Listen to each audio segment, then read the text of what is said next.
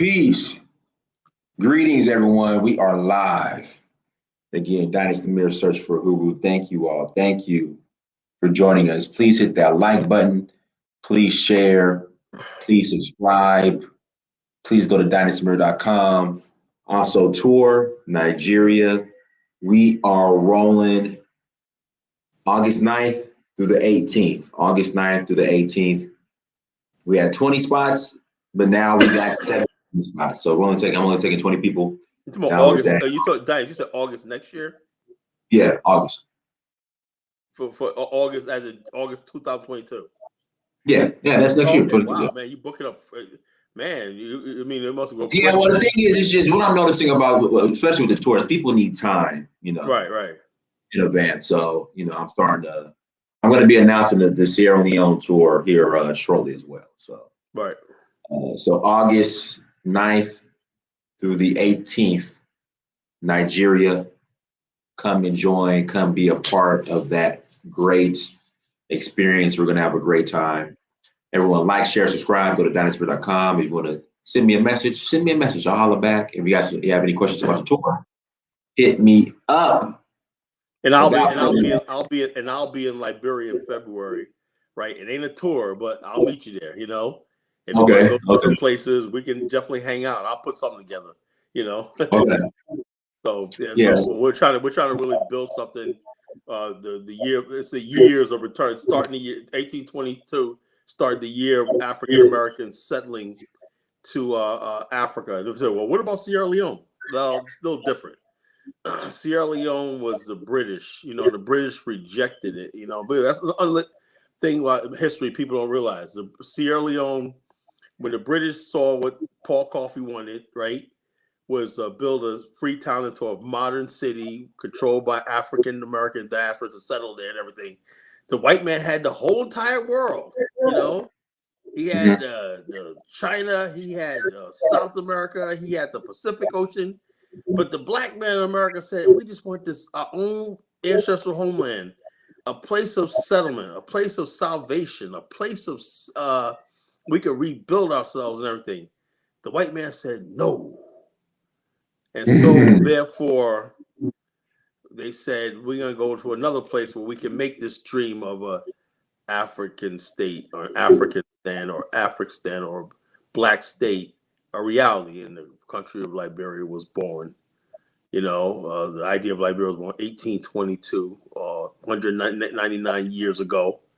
Next year will be 200 years. So it is what it is. Yes, sir. So, guys, hit that like button. Today, we're going to talk about Colin Kaepernick and are black millionaires really oppressed? I mean, Colin Kaepernick, they had him in the afro. Yeah, right. He's making more money now than he did. Dice, I was all the one. Now more people like, yeah, they're not feeling him now. I was from day one not feeling this guy at all. I never was. It seems to me that people like the taking our struggles.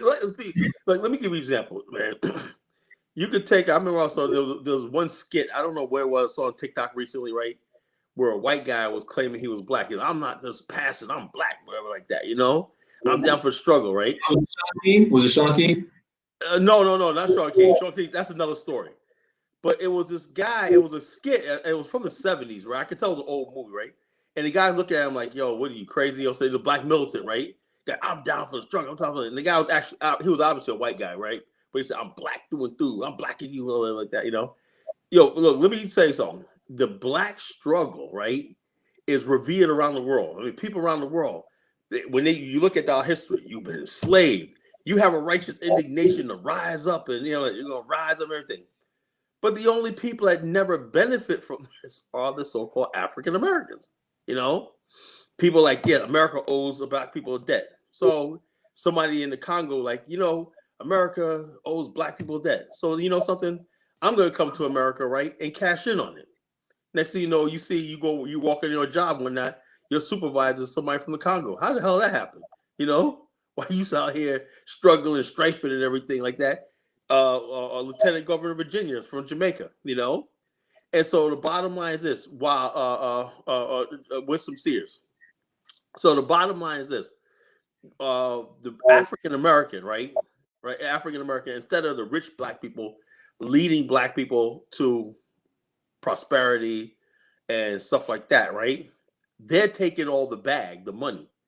Colin Kaepernick has made more money than most NFL players, and he hasn't played a game in 4 years, right? And he's on now. Now he's doing a thing talking about how the NFL is basically a slave camp, slavery, and he's doing all stuff like that, and he's getting rewarded for it, right? You know, Tracy, if the NFL is slavery, he's been working and honing his game since he's been out of the league to get back and be a slave. Yeah, no, but he doesn't want to be back in the league. He doesn't want to be. But he's been out there throwing. He was here in Atlanta. But that's all, I don't believe that's all for show. With his Kite Kute shirt on.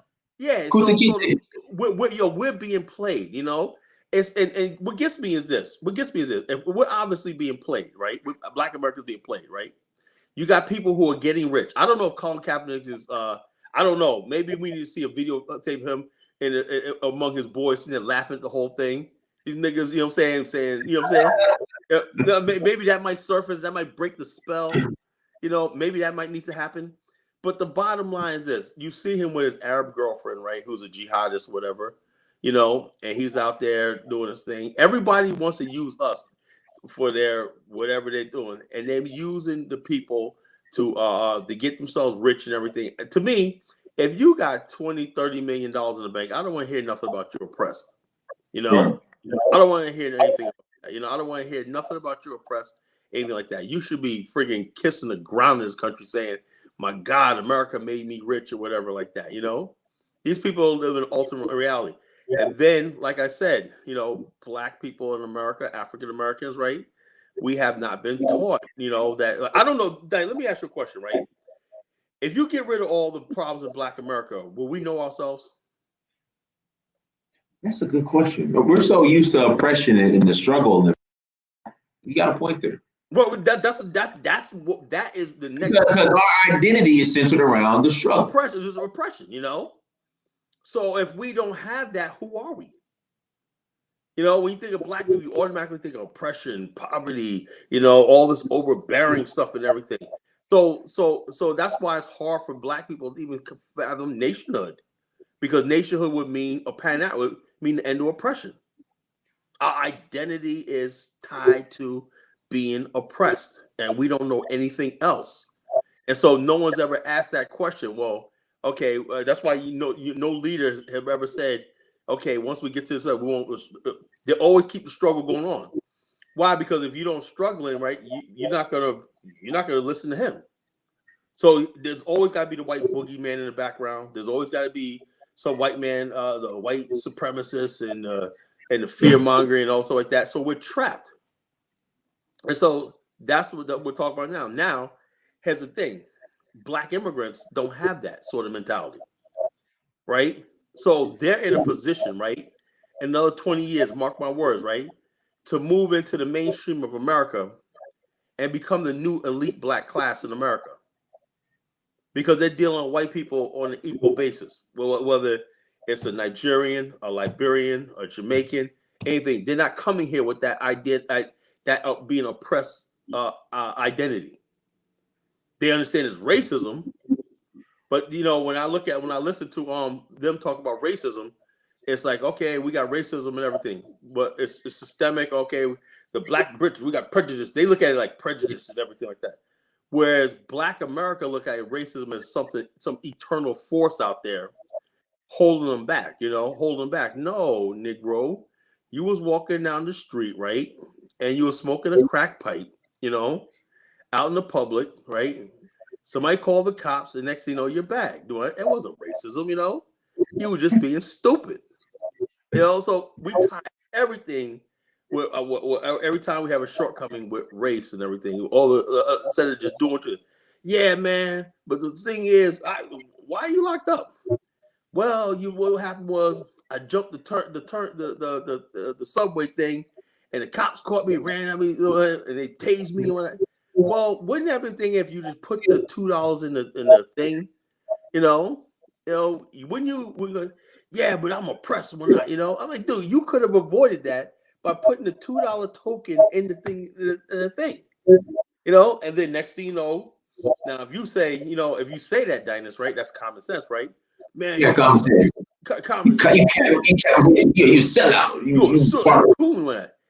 Let me tell you something. The only group of people that conversation happens is the so-called FBA, ADOS, African Americans. You know, the only group of people. Every other group of people on this earth have basic common sense. You know, I don't know what the white man did to us. He took all the basic human instincts out of us, common sense and like that, and just turned us into, I hate to say the word, the N-word. That we don't even think like rational human beings. That's why you could put opportunity in front of us, right? You could say Trump's going to give $45 billion worth for HBCUs. Biden takes it away, and we're not even upset about it. We don't even see the benefit of education. We don't see the benefit of enterprise zones, investment zones, all stuff like that. First step program, all stuff like Trump talked about. Everything. We don't. Only thing we understand is how to be oppressed, how to be down, and this, that, and the other thing. So when people ask me, how do you think black people want to vote? I think black people, for line and large, are going to be back on the line. You know, they're going to be whipped back on the line, and they're going to be in there voting for Democrats again. You know, it will be some miracle if I see anything different. I think the Democrats will have 3 years to whip black people back in place. You see Michael Eric Dyson, right? Did you see his Michael Eric Dyson, Dynas? No, what happened? Oh, come on. You had to see this. He can't, you know, I haven't seen him in a couple of years. But yeah, he was on MSNBC the other day, right? Yeah, this is a white, just because somebody's black, this is white supremacy, you know? White supremacy and blackface and everything. What the hell are you talking about, fool? You know? And so therefore you're gonna see more Michael Eric Dysons. They're gonna bring all these people back in there and everything, and they're gonna slowly but surely whip black people back on the plantation. You know, how dare you? Because in Virginia, there was a lot of black voting districts that went red. You know, and when I asked a lot of black people, like, they said, "Yo, we're tired of Democrats." You know, I want something new. There was a lot of black people that say, "Yo, I'm voting red this time. I'm just, you know, Republican. You know, I'm just doing it." You know, and what happened was, in a lot of black districts, right, they went friggin' red. Majority black districts, huh? In Virginia, you know. And this is a state that's really Democratic blue, but somehow it just went like that. But they're going to make sure that doesn't happen again, and they're going to basically whip black people back into place and everything. Now, if black people fall back in line, you can forget Black America for the next 100 years, because now is the time for black people to break away from that, form their own ideology, form their own independence, so like that, and then let these people fight for our vote on election day, whatever, you know, whatever issues has to be on the table, you know. But to the point of the show is, you have black millionaires and billionaires and all these other people and everything, you know, playing the victim oppressed card. You know, why is that? I don't know. You know, why is everything Black America always got to be oppressed? Why is everybody got to be poor? You know, I mean, when I look at the VMAs, I don't like these people like they're poor to me, you know. You look at the Travis Scott concert and whatnot, you know, I don't look like they're poor to me, you know. You got people out there, you know, spending. I look at just all around Black America, you know. We spend $400 on a pair of Jordans, you know. The rims on the average brother's car and everything. The fanciest cars, man. When you ever see brothers with Escalades, Cadillac Escalades, even Escalades like 15 years old. You see the rims on them things, you know. And inside there, the tinted windows and like that. I mean, if this is oppression, man, God damn, give me some of it, you know. And so the bottom line is this: oppression is our identity. You know, it doesn't matter how much we have. And I want to make this clear. You know, I don't think, and people always say that, oh yeah, black immigrants have a higher status in Africa. I don't think that's true. You know, when in the business world, I don't really see a lot of African or Black immigrants any higher in the business world where I'm at, you know. But the thing is, their social status is higher. Why? Because they don't come here with the idea that they're part of a marginalized group. They come here and they join the mainstream. You know, and I don't know how. Like I said, we in the Pan African world have always said we have to build with Africa, right? But at the same time, there's people who always said that it's time for us to join the mainstream and just forget slavery and become American. I think those two ideologies is gonna be the preeminent. But the idea of like the Carnell's is we need to be some separate group that's always needy, that's always with our hand out, that's always oppressed and always have to be looked after. That Black America is has to die. That Black America has to die because as you see now you see the attacks on Winston Sears, right? Oh, she's a Winston Sears. Hold on. Winston, hold on. Yeah, she's a lieutenant governor of Virginia. Yeah, of course. What are they saying? Well, she's not FBA. That's why I hated the ADOS thing when it first came out. I hate FBA and everything. It's just an excuse for these people to continue the stupidity and attack Black immigrants and attack people who don't agree with them. You know, FBA is nothing. ADOS is nothing more than we have they want sympathy from white people. They want to keep the relationship, the massive slave plantation mentality with white people and everything. And white people are ready to move on. Let me really, they're ready to move on. They're ready to say, you know, something. We got other kind of blacks in this country. You know, another fact of the matter is, do you know? They said a total of the Africans who were brought here as slaves only equal to like 600,000 during a 200-year period, right? 200-something thousand. Even though we're large, and we more like Professor Davis said. African Americans basically were bred in America. You know, we're not like the where you go to Haiti, where you have Africans directly from Africa to Haiti. Most African Americans had generations almost 300 years of populating in America, right? So we're one of the largest, probably the largest homogeneous Black population. We are the largest Black homogeneous population outside of Africa, not Brazil. Brazil's different case. Now, at the same time, even though we got that large homogeneous population, right? The Black immigrants are coming here, right? And they are basically coming in here on their own terms. That's 400,000 people, 600,000 people, right? Do you know, this is shocking. Listen to this. They say, that's enslaved that came to America, right? 10 times as many Africans migrated to America voluntarily. Think about that. Right. That means that they say, well, how many African immigrants do we have in America? Something like 4 million, right? That's almost 10 times as many that were brought here as slaves. So white people are trying to say, well, what do you mean by Black people? The majority of Black people you see in America are, even though the descendants are the majority and everything, more Africans actually came here on their own accord and their own will. You know? And so therefore, people don't think this is what I'm saying, sir. White people are trying their best to erase the stain of slavery. You know, they're not going to give up on America like that. They're not going to hand America over to you social justice warrior, you critical race theories and everything. They're trying to do that, right? Unfortunately, to our African brothers and sisters, our Caribbean brothers and sisters and everything, they're being used, you know, and it's not their fault. It's not their fault. They're coming over here and they're getting caught in the middle of a war between Black America and white America, right?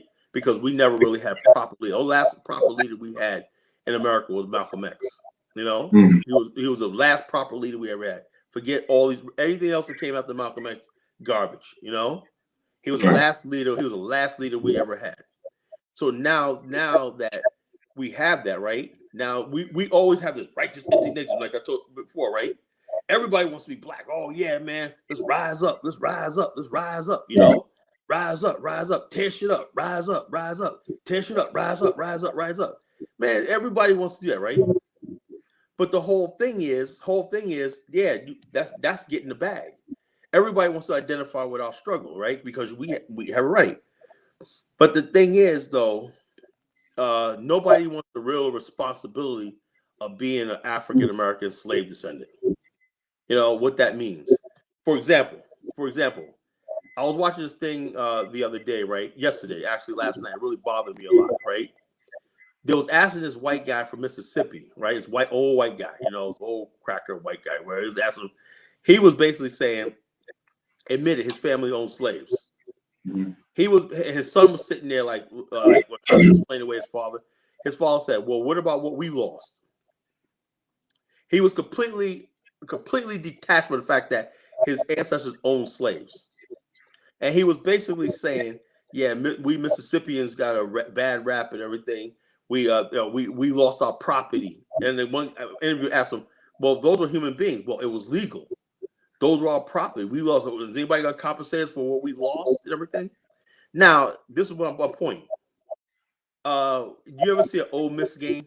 You know about football, right?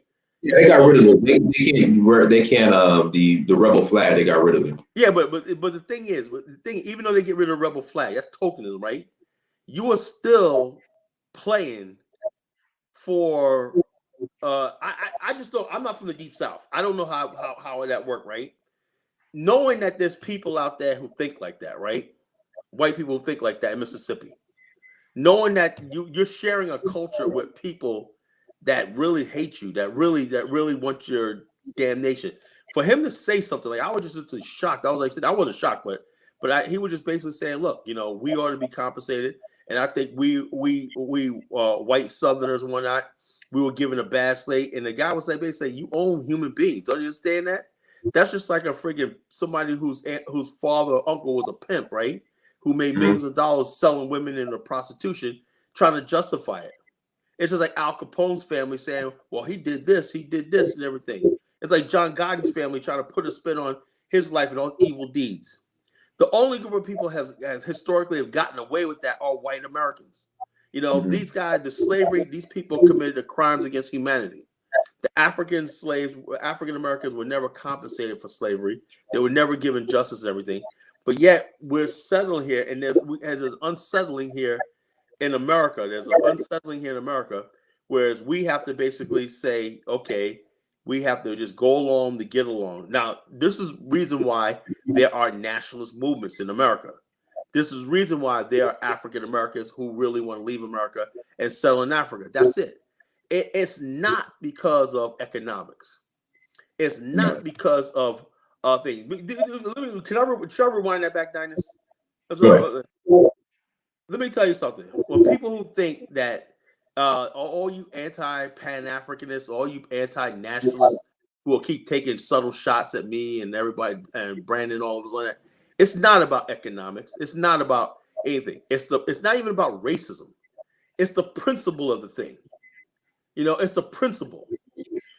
How could you basically live under a same flag banner and knowing your ancestors? You remember what they did with you heard about the punch bowl, punch bowl, the punch bowl, all the horrible things they done to our ancestors and everything. We're supposed to and our ancestors' blood has never been avenged. We never took revenge for our ancestors. We can't do that because we're stuck in America. They have a nerve to send us off to war in Vietnam. At the same time they sent us to war in Vietnam, right? They were telling the Vietnamese girls that the black men are monkeys. They had tails on them. The same freaking people. And that's why Muhammad Ali said, I'm not going to fight for you. You know? The same thing. Now, people will say, well, Kala, we're all Americans. Look, if you find peace with America, that's fine. That's beautiful. That's beautiful. I hope you make it. You know, I hope you make it. But this makes the case for African Americans saying that on principle, we need a nation of our own. We need to sever ties with white America. We need to sever ties with and we need to build this nation of our own one day and get the hell out of here. And if anybody who wants to leave, whatever like that, and just get the heck out of America, whatever like that, and sever ties with America. That right there should have been played. Everybody right there should have had that birthright. When you were born, Dynasty, your parents should have told them, you know something, there's an enclave of our people in Burundi. You know, oh, we got land right. Oh, you can go right there. You can go to college, study, and everything. You can live there the rest of your life. Oh, we got banks, we got business set up, everything. We don't have that option. Not only do they make sure that we're marginalized in America mentally, psychologically, everything, but they don't want us to friggin' have this idea that we can actually leave America. Why do you think they're fighting us so much on this? We cannot leave America. America is a mental prison. Now, what does that have to do with the black immigrants? That black immigrants come over here, they embraced America. America gave them life. Like what some Sears said. You know, my father came over here in 1963 with $1.75. I'm the American dream. Oh, I get that and everything. Who said that? Winston Sears, you know, the lieutenant governor. Oh, okay. I don't think she's taking shots at African Americans. I think there's a lot of African Americans who want to be American. They want to do that and everything, you know. But we still can't ignore the fact that we cannot wipe our ancestors under the bus. You know, we can't throw them under the rug. We cannot forget slavery. We cannot forget all the hell that's been gone through, the lynchings, the burnings, and other stuff like that. All these crimes that have never been avenged. That's why the African American mind, why we act the way we do. That's why I love my people so much. I understand why we act the way we do. Why we can't assimilate like other people come here. You know, that's why I'm patient with my people a little bit. I understand the anger and the frustration you feel because, you know, America has never really accepted us on the terms and now they want to basically use black immigrants to keep us down, keep us in our place, to play the divide and conquer tactic and stuff like that. You know, it's just a situation that we have to deal with, you know. So we have to deal with it. Hit that like button again. Please hit that like button. Also, make sure you go to dynasty.com. Tour Nigeria, August 9th through the 18th. August 9th through the 18th. Hit me up for details. Again, August 9th through the 18th. Hit me up for details. And guys, links in the chat room. We're going to place the link in the chat room. If you'd like to call in, by all means, click on that link and call in. There's this guy, United Atlantic Creole National. He's a troll. He's been on Brandon's show. Yeah. I want to know who this. I mean, we get these people up here. Why do they keep coming to these shows? Yo, there's nothing you're going to convince anybody. There's no such thing as Atlantic Creole nationalists. You know, there's no such thing.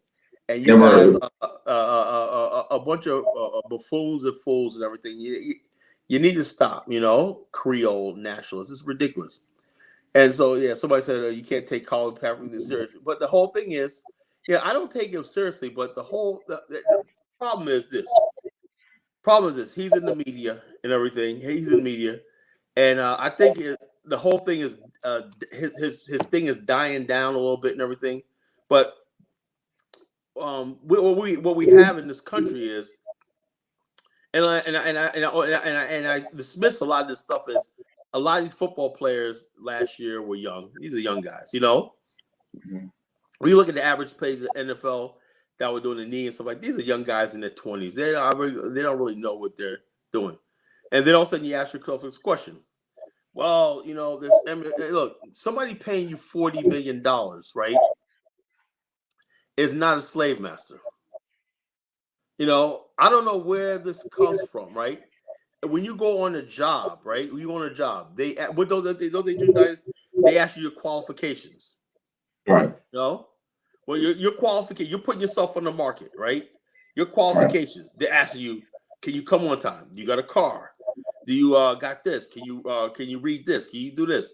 That's your qualifications. You're selling yourself, right? You're selling yourself, your idea of yourself, right? And then what's happening is this. You have people who are trying to equate that with slavery. And what that does is this. You make it a mockery of our ancestors. Our ancestors were stripped to the bone. They were stripped bare. You know, they didn't have a choice. They weren't not trying to sell themselves. They were stripped bare. And the bottom line is they were humiliated, stripped, and they were sold like chattel. So when people make the comparison of slavery and Jim Crow and stuff like that, to somebody making $100 million in 5 years is atrocious. It's a shame and a disgrace. And what gets me is not enough people speak out about this. We got people who just keep going on the narrative. Yeah, man, right? Cap. I rock with Cap. Are you fucking kidding me? You know, he just basically made a mockery of our ancestors. He's going around talking about. He has video. Did you see the video that he has out, Dynas? I haven't. Okay, he has a video out now, right? Basically, on the NFL, showing players out there getting examined, and he was making a comparison to the slave auction block. But he wanted to go back to the NFL and be a slave. I told you, I'm telling you, this guy does not want to be in NFL. You know, this guy is a jihadist. He's a first of all, let's put elephant in the room. Colin Kaepernick was abandoned.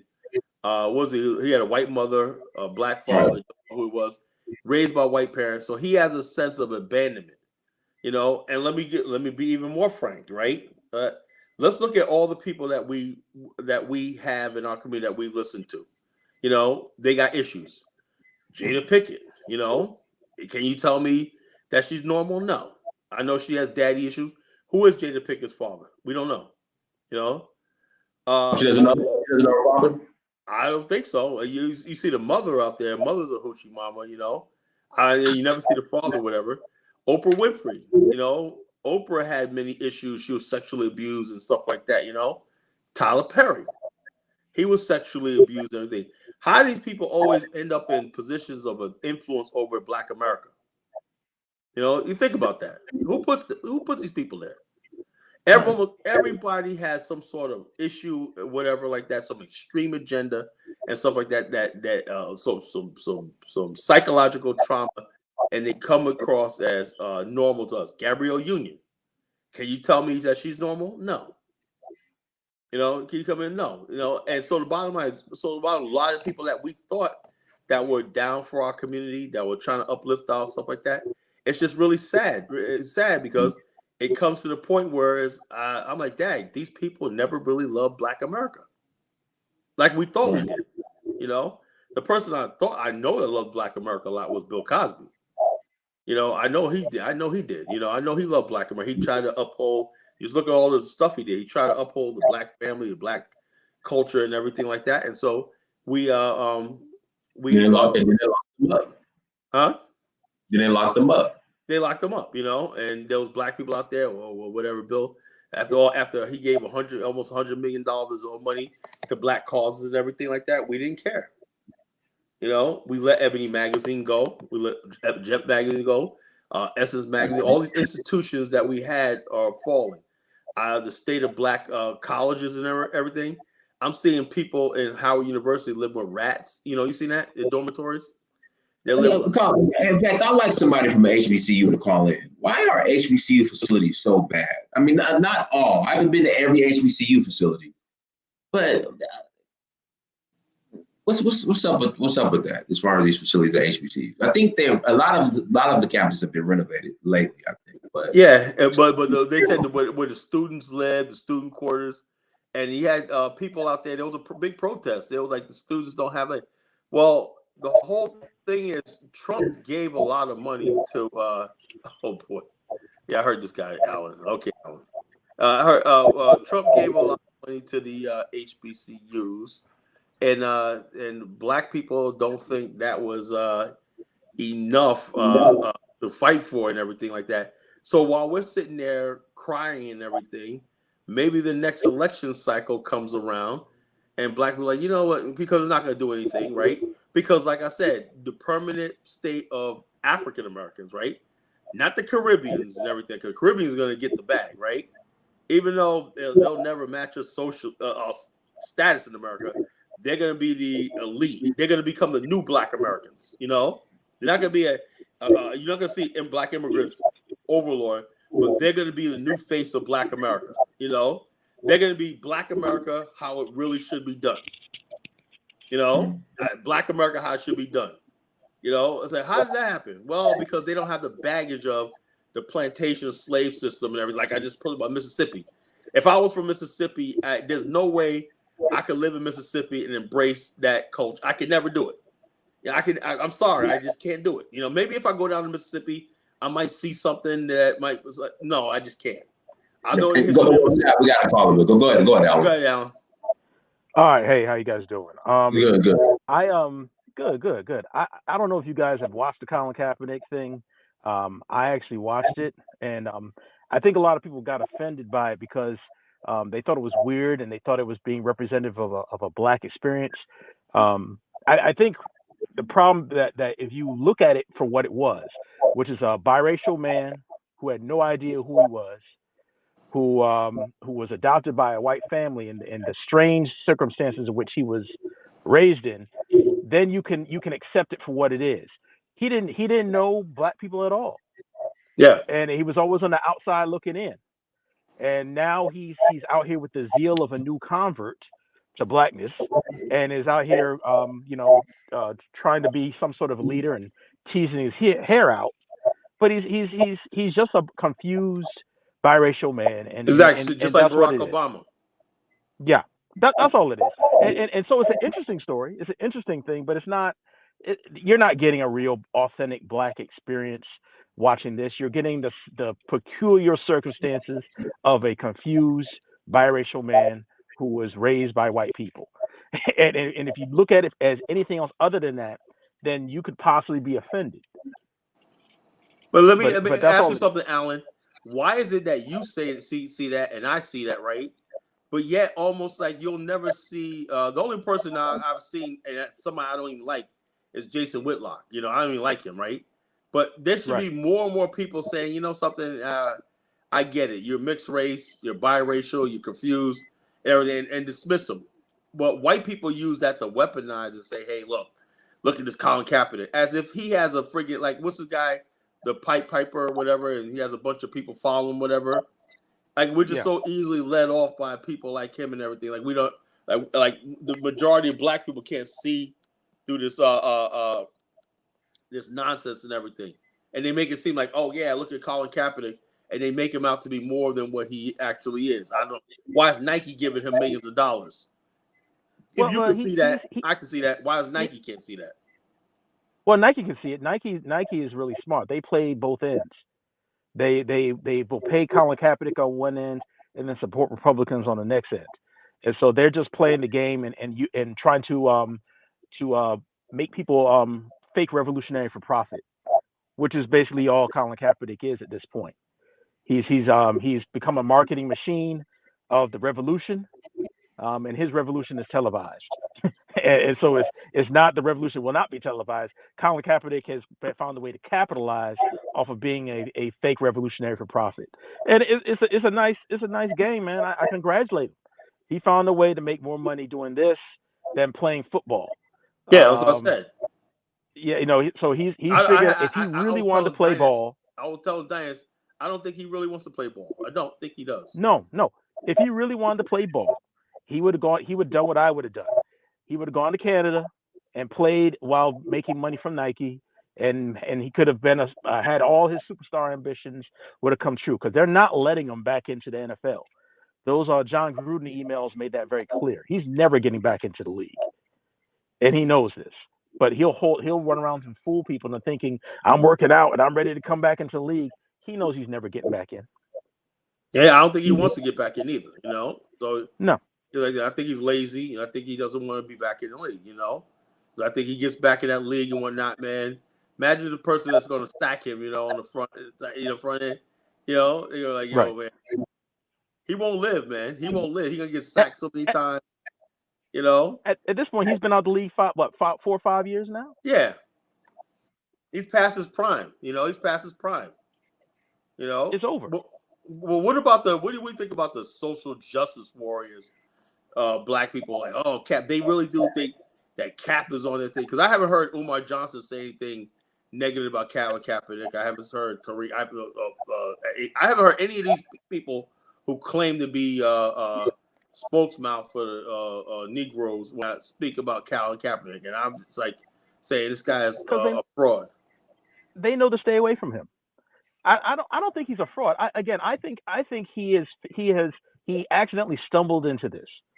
I think he thought that he could just do a little something while he was discovering who he was, that he could do some fake protest thing that nobody was really going to see, and then people actually saw it, and then it grew way out of control, and he couldn't handle it.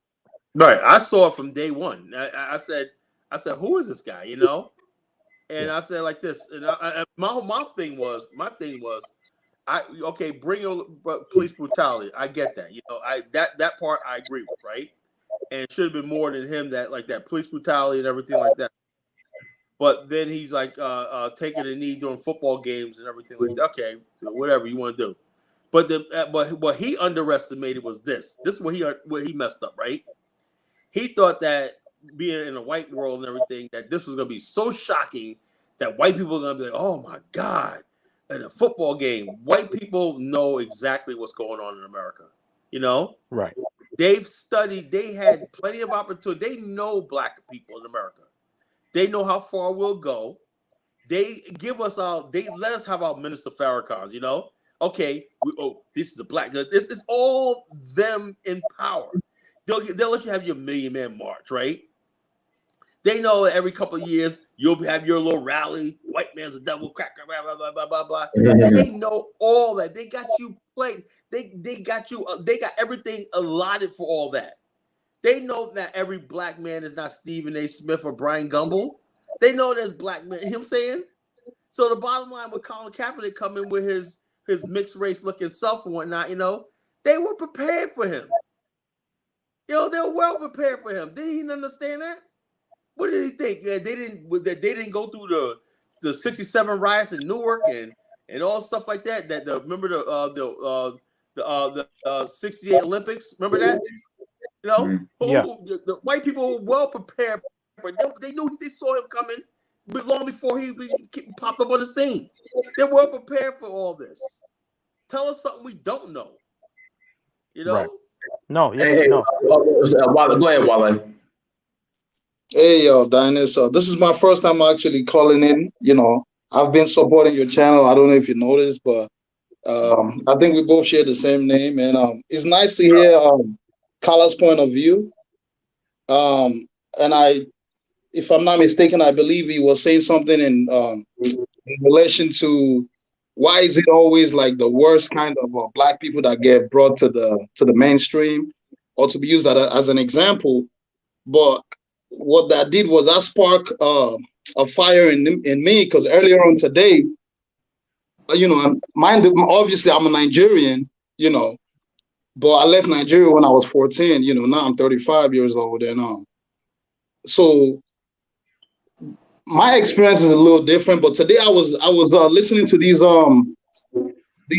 Tupac's documentary, and one thing, even though, you know, it was quite intriguing and quite informative about who Tupac was, and it was a documentary that helped me to know a little bit more about Tupac. Even though, you know, when I was young, I gravitated towards a lot of, you know, African American music. I wanted to look like a gangster, you know.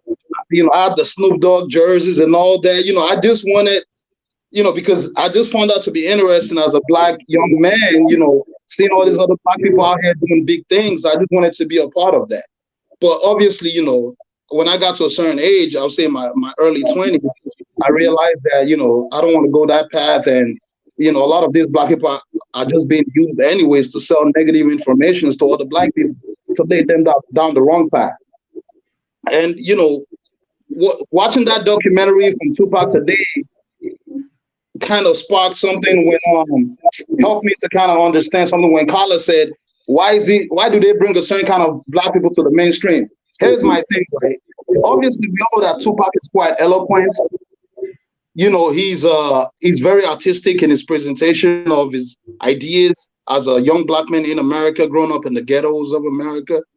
But one thing that really baffles me also is where is that black man that grew up with a father and a mother that can see both perspectives, and that can see the plight of black men and black women raising a child in a family? Because it seems like a lot of what I saw in the documentary was really pretty much a young black man with daddy issue, born into a single mother household that only had one perspective of parent, what it means to have a parents raising him, and it's sort of to me it kind of obscures, just like a lot of things in America from what I've noticed. Now I've been in the United States since for 15 years at this point, I believe, about since 2006. I came down here from Ireland because I had lived in Ireland from when I was 14 until I was, I believe, 19 or 18, and then I came out here. And my thing is, before I ever came out here to the United States, living in Ireland, it's like I wanted to be African American so bad because, it's like I just thought it was the coolest thing ever to be African American. You get what I mean? But when I came out here, and don't get me wrong, there's discrimination in Ireland. And one thing I tell people also is the difference between white people in Ireland and white people in the US is the white people in Ireland will tell you to your face, "Oh, you're bleeding nigger, get out of my fucking face." Or they tell you, "Oh, go back to your nigger land, will you?" Like, they will tell you to your face. But you know what I really learned? I really appreciated that when I came to the US, because I realized that these people will tell you how they feel to your face, and most often than not, you guys would come to a point where, even the racist ones, they would be like, "Oh, I'm sorry, me bad, I was wrong." And you guys can actually, and they become 100% genuine with you. I mean, at least so it seems.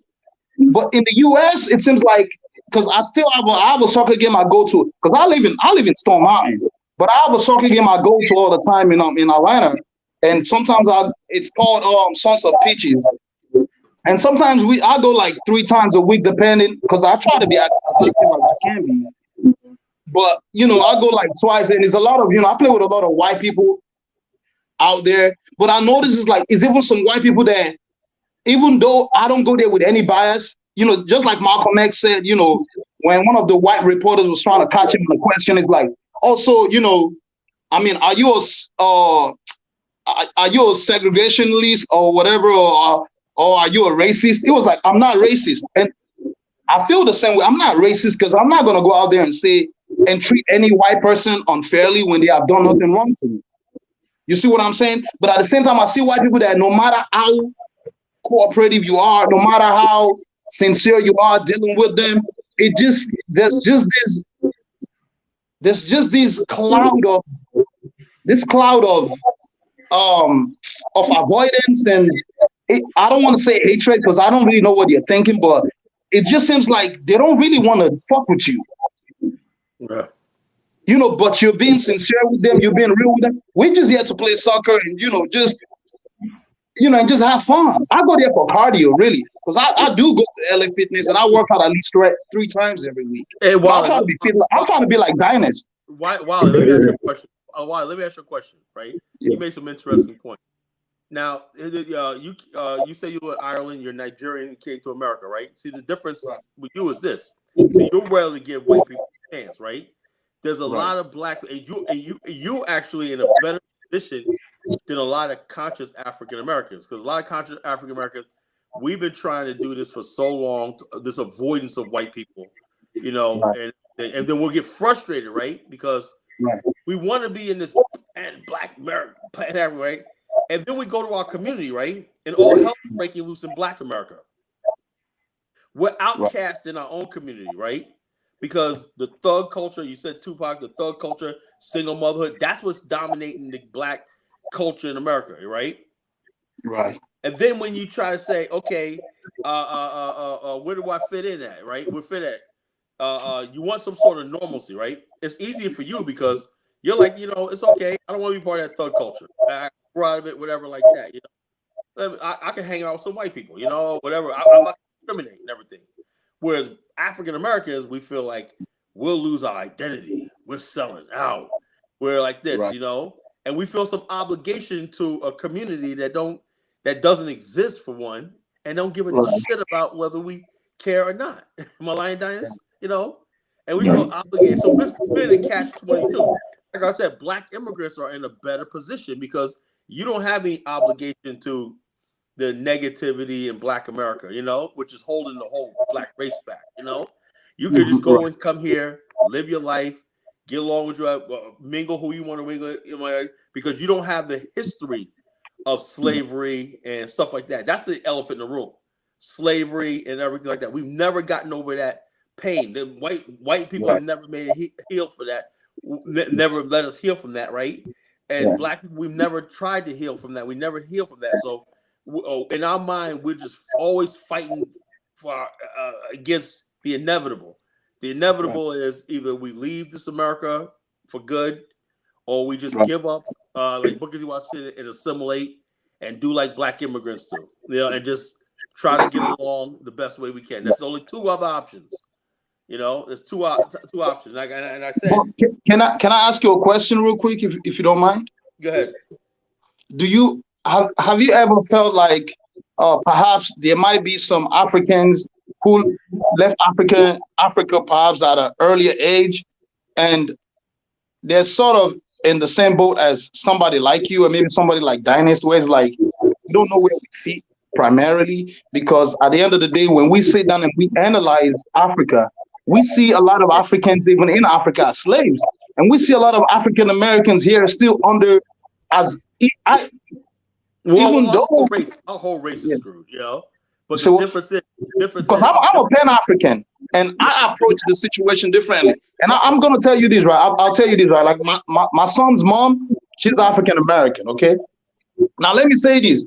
I've never really dated, Nigerian girls like that, okay?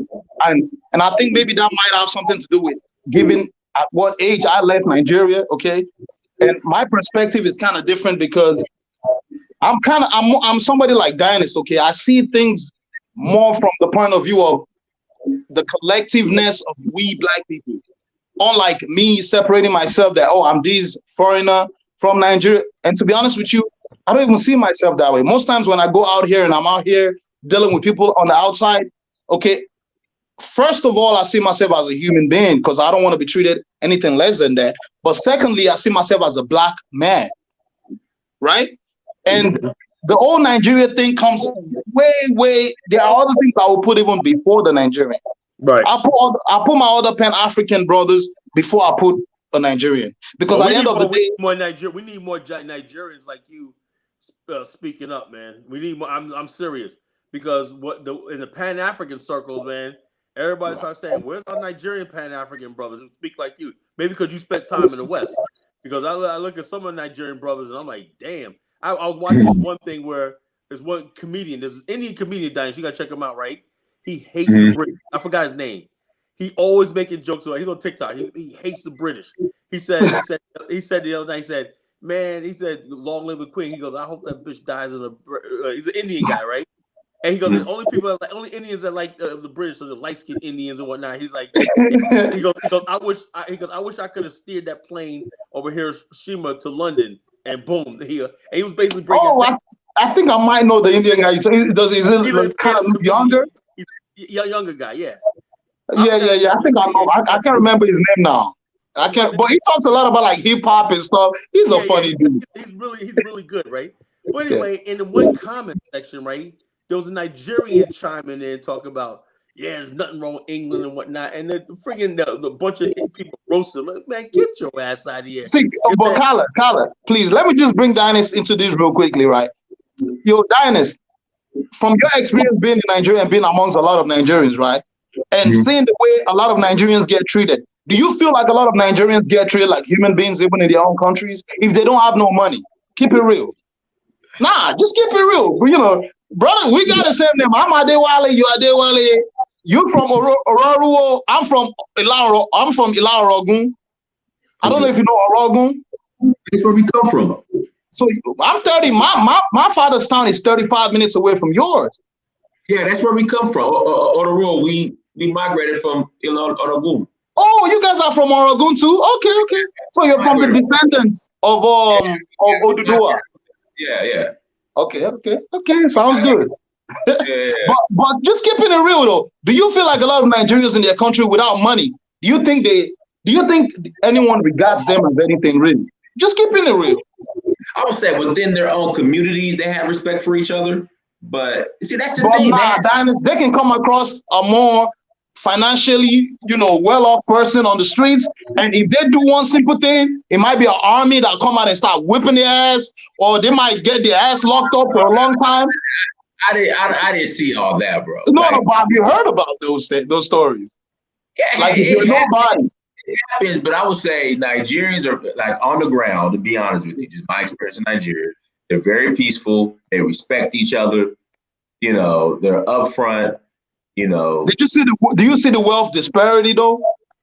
That's everywhere. Wealth disparity is everywhere. That's here in America. That's everywhere. You're not going to avoid that.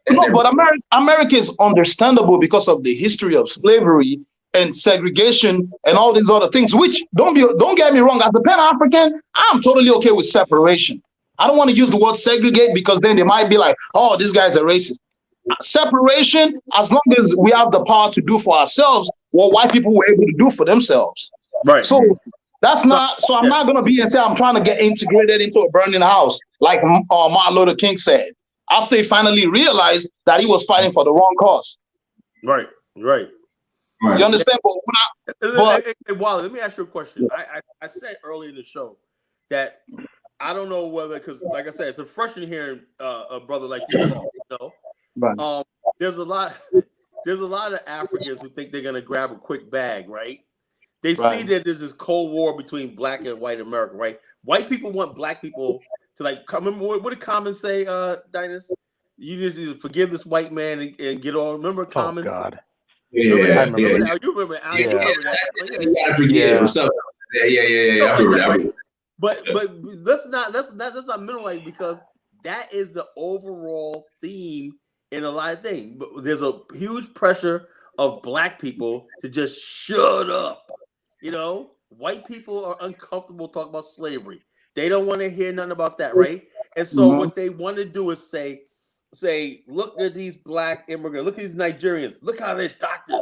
They're not complaining. And I know for a fact, you a Nigerian brother, you know what I'm saying? Nigerians have more pride, I think, than we do, right? You call them a nigga and whatnot, I've seen it. I've seen Nigerians come back from India, right? And attack friggin' Indians at the airport for what they were treated for in India. Right. African Americans are not. They said we're no. Kyle, let me tell you, I don't beat a lot of Irish boys in Ireland, especially on O'Connell Street. On O'Connell Street in Dublin. If you ever go to Dublin, find out about O'Connell Street. We used to have a club down there that used to be run by the Nigerians, and I bet you almost every night we would get into a fight with the Irish boys. And I'm not gonna lie to you, I don't beat at least 50 Irish boys, because I would run them down the street, and they got the Gardaí and the police, and we be trying to dodge the police while we're beating them up. So it's like, trust me, listen, I don't kiss white people's ass. Yeah, I'm gonna be straight up with you. I don't. And I tell them all the time. I said you guys are gonna run into the wrong Africans who are not like this, because they're gonna be like, oh, I didn't know you was Nigerian. I didn't mean to call you nigga. I thought you was African American. That's gonna be it. And they're gonna go fuck you, And so the bottom line, and also a lot of black people know, and this is why I know the ADOS FBA movement is gonna fail, because when it comes down to it, right, the white man did us a favor. He did once a favor. He said once you got off that boat, he didn't care what your tribe was. He didn't care what you came from. When you black in America, you black in America. You know what I'm saying? It doesn't. None of that shit really. It may matter on the surface. Isn't it? She's from Aruba. Oh, she's from this exotic place. Nigga, when you step in America, you walk down the street, when the only thing they see is your kinky hair, your black face, your black skin. You know what I'm saying? And that's what you are. You know what I'm saying? Right. You ain't no Creole. You ain't no. You black. You know what I'm saying? Simple as that. And so when you have that mentality, it's a survival mechanism, because in the parts of America, you can still get killed just for being black at the wrong place at the wrong time. Can I say something about when you have that experience, right? That shapes who you are. That's the only thing that really, to me, means African American. You just understand you have racial awareness and stuff like that, And like I said, a lot of our immigrant brothers and sisters, they take them a couple of years before they get acclimated, right? Then once they get initiated into the American way of life, right? Once they hear that nigga, you know what I'm saying? No, but see, Kyle, I totally, and you know what's funny? I totally agree with you, because let me just say, I came here as a rebel already. I was already a black rebel, okay? When I came in America, I already don't have enough negative experience in Europe, and people calling me monkeys, telling me to go back to the nigger land. Oh, so you say, yeah, you was already acclimated. Oh yeah. Trust me, they acclimated me by force. I had no choice. I had to learn that I was a Negro. Okay, it took me a while to understand. White people understand their racism is only helping us. They don't understand that. Their racism now, let me tell you something that might shock you right now, right? But out of all my experiences in Ireland, I think the one experience that stands out that I would forever remember for the rest of my life was, I remember when I was like 15 years old. I remember one time I was in Cork at this point. I wasn't in Dublin. Cork is another county, maybe a little farther away from Dublin. And I was walking downtown, and it was probably around 8:30 in the wintertime, 8:30, 9 p.m. And I was walking downtown, and I remember it was a white man that approached me. And he approached me very nicely, a very courteous manner. And he was talking to me and everything. And next thing I knew was him talking about how I was 15 years old, by the way. Him talking about very nice, very kind. Next thing I knew was him talking about how you heard that black man has, big ding dong.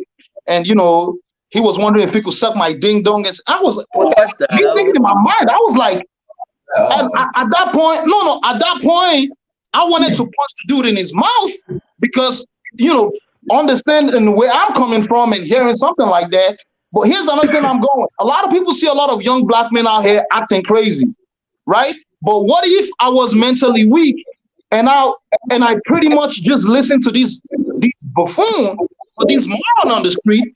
Now, mind you, he lives downtown, which means most likely he got money. Because he was telling me about, he lives up here, he owns this, he owns that, and all that. But as soon as he told me that crap, I was like, do you know I'm about to punch you in the freaking mouth right now? And it was like, oh, no. How do you mean it like that? I said, yeah, you better keep walking right now. And I just kept going downtown. But fast forward, when I moved down to Atlanta about maybe 8 years ago, a friend of mine, Mayowa, another Nigerian dude, told me he was at the bus stop because he had just came to the U.S. He was at the bus stop waiting to get a bus to go to work. And a white man pulled up in an Escalade, asking him if he can take him home, that he will give him whatever he wants. And what I'm starting to hear lately is there's a lot of these people that belong to that group. I don't want to say anything that might, get the video censored, but there's a lot of Nigerian people that belong to that group in Atlanta. And I heard that group is really growing, and they belong to that group. Now you wonder how a lot of them really got to that group. A lot of times, let me tell you, bro, this is what's talking. You hear that, I'm not straight, I'm not whatever, but that's what's talking. It's some white man that got some of this that convinced them that he will give them whatever they need if they would just let him have his way. Wow. All right. Alan, go ahead, Alan. Yeah, what I was going to say was, Colin just said about ADOS is going to fail and Foundational Black American. It's going to fail because it was designed to fail. It was never designed to do what it said it was supposed to do. It was always the only intent, in my opinion, just my opinion, was to stop all the Pan-Africanist progress that was being talked about on YouTube. That was the only point of ADOS. It was to stop all that stuff from being talked about. Dynast doesn't believe me. Oh, really? Dynast was ground zero when I first came on back in 2018, right? And I was on, right? Man, something happened, right? And the movie Black Panther had just came out, whatever. These people went on a war footing, Then they kept saying, black people ain't got no money. How you gonna get that? You can't afford a visa. Dynast is making trips to the continent. Bomani Tayemba is making trips. That's when it all started. This is before bags. This is before all these people that's on the continent doing things. I can't even keep up with the number of people that's just people YouTube channels that's on the continent doing things. So in other words, Africa, right? Let me tell you something. When you approach Africa, success or failure, anything like that. You might go to Nigeria, Ghana, Liberia, fail, right? You might go there and succeed, just like anything else. There's people who came from the South, right? Came to New York. My grandfather came to New York. He made it big. He made it big. I had ancestors came to the big city, New York, from the South, made it big. Some people didn't make it, right? Why can't that be the same story in Africa, right? Some people are going to do big things. Some people aren't going to make it. But what these people don't want to do is don't want you to try. And that's why they said ADOS, Foundation of Black America. All that means is you just stay your ass on the plantation, right?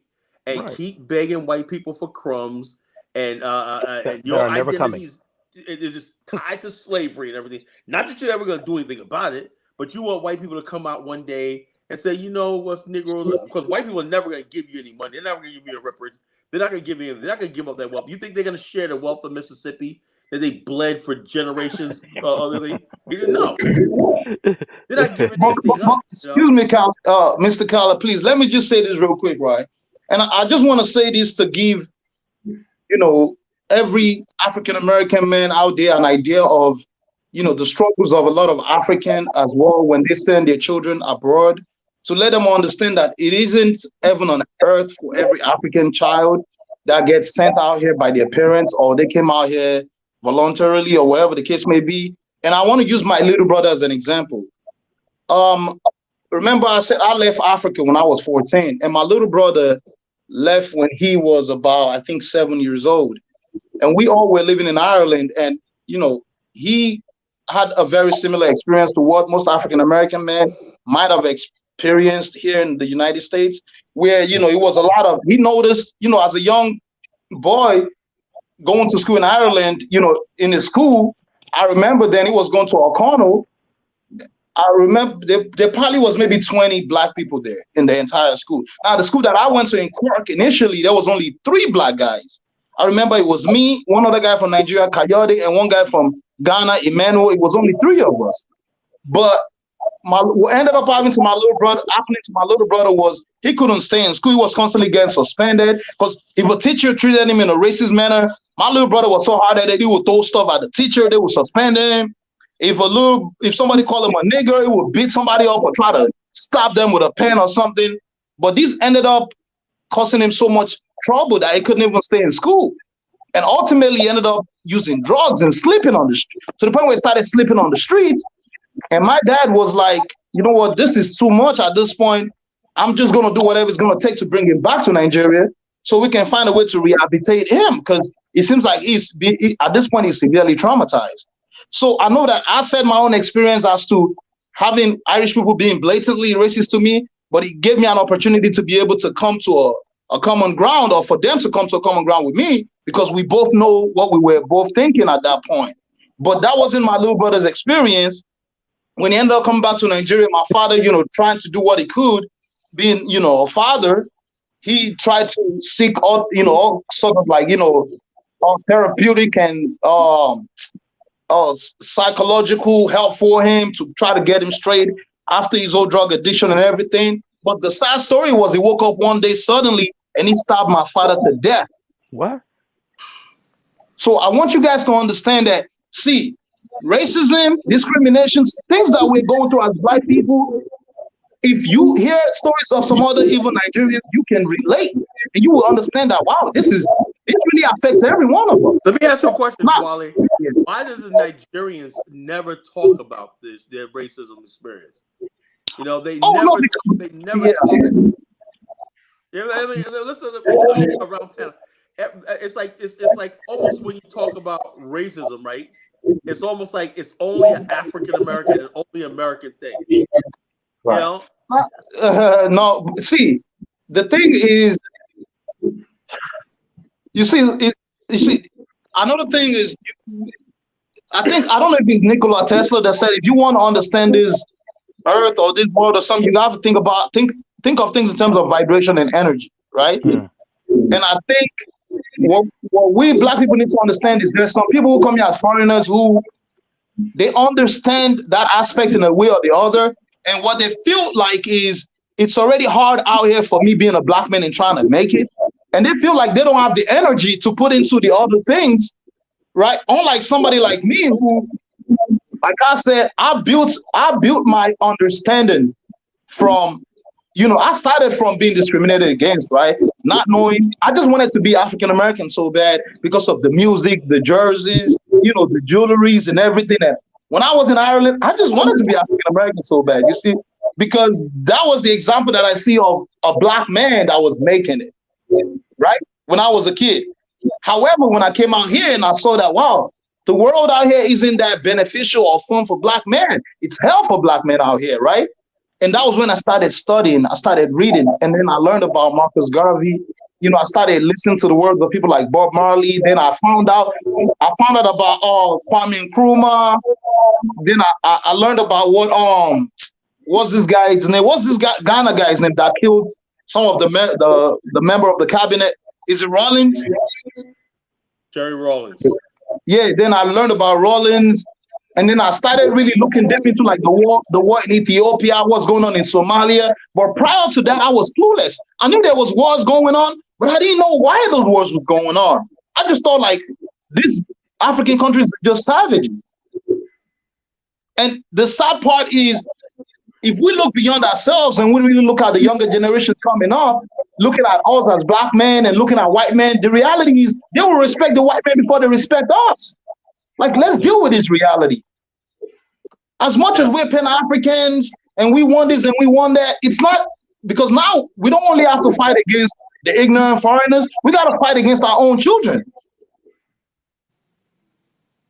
The younger generations coming up. And let me also state this real quickly, right? My experience as an African here in America, like I told you, my son's mother, she's African-American, right? And part of the reasons why we're not together today is because she just feels like I'm so concerned about the black problem, when in reality, I'm just supposed to just be like any other Nigerian and be worried about my own pocket. You see what I'm saying? Because sometimes you just can't play both roles perfectly and have a beneficial ending.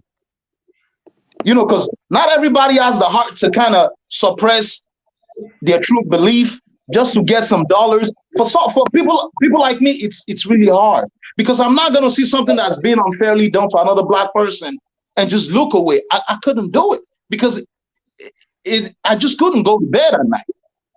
Mm. You see, so I just feel like when it comes to some Nigerians, you need to understand, again, back to what I said in the initial beginning, almost every African nation is under slavery still. And it might not be physical slavery, but mentally slaves. So when you see foreigners come here, they come here out of desperation. Trust me, a lot of Nigerians will tell you they don't want to be here. If you take out the financial aspect of their life, they don't want to be here. They want to be in Nigeria. I want to be in Nigeria if I can.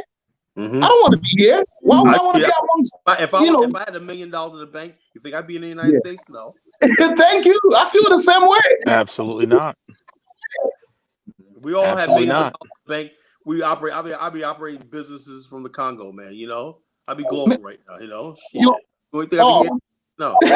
From the time that I found out about Dynast, like, to be honest, there was a point where I had to unsubscribe from Dynast channel, because every time his show came on, I would be on the show. I'll be watching. I'll be on there for hours. And at that point, you know, my son's mom, she'd be like, "It's like, why are you listening to this damn dude?" So I tell you, Dynast, man. And my girl is African American. My girl was African American. Target on his back, man. My girl was African American. Oh yeah, he's over here talking about black people. Oh yeah, here's gonna go talking about black women. Here's gonna go do it. But it just seems like, and it was so hard for me because I understand fully what Dynast was talking about.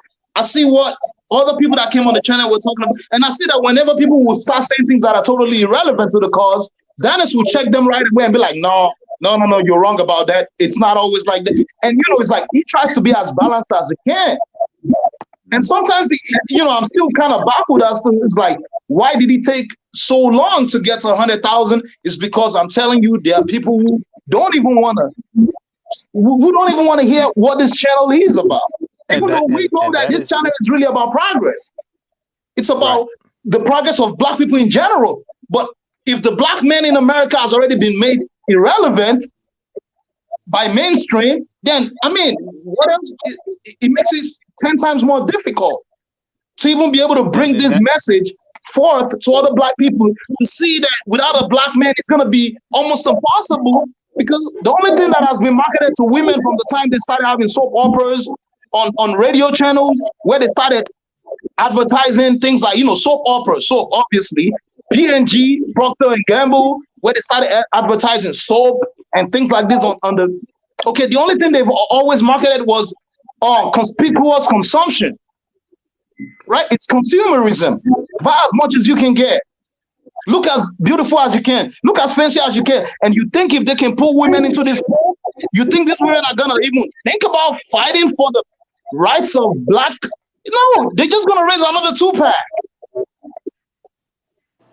It's going to be my mama. Yeah. Oh, my mama. My mama. That's it.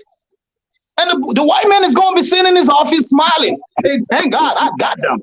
Like the Dave Chappelle meme goes around. Oh, gotcha. Mm-hmm. The white man is sitting there smiling. It's like, I got them. It's like, what are they going to do now? I got their women. I got their kids. The black men don't mean nothing. He got entertainers. He got our heroes, our icons. He even got our black radicals. Are supposed to be our black radicals. Oh, yes. He even got them. He got everything. Ain't no. Oh, yes. He got it all locked up. He got it all locked up. He got us. He got us on a 100-year plan. The only thing he doesn't have is the Pan-African mind, like we have on this panel right here. That's the only thing he don't have. That's the last thing he don't have. He can't get a hold of this. Absolutely. And thanks to that, and again, and that's why I almost gave up on this on my beliefs. Because at some point it was so tough. Even my girl's family. At that point, all of them was like, yo, just like, and mind you, Dynasty, these people were Nuwapian. They grew up on the land. Yeah, they were Nuwapian. They grew up on the land. Really? Absolutely, they did. Yeah, they were Nuwapians. Mm-hmm. But I don't know if you've noticed, a lot of Nuwapians, from what I've noticed, is they tend to come from these Nuwapian, Dr. York mindset. Right. So sort of kind of like struggling and don't have a sense of direction. And at that point, a person who has a sense of direction, they got to find a place. Dr. York was the direction. That's why. So they're just looking for any place to settle in. And I understand, from the plight of, I can see the plight of women. At some point, they need to find a place of peace. Because they don't have the heart that we do as men. They can't fight our battles for us. You see what I'm saying? So it's kind of like we as black men, we have to fight the white men. We got to fight our own women. Right. Yeah. And I feel like that's what makes it really hard. Yeah, sorry, brother Alec. I wasn't trying to. Yeah. Oh no, brother, man. You were making good points.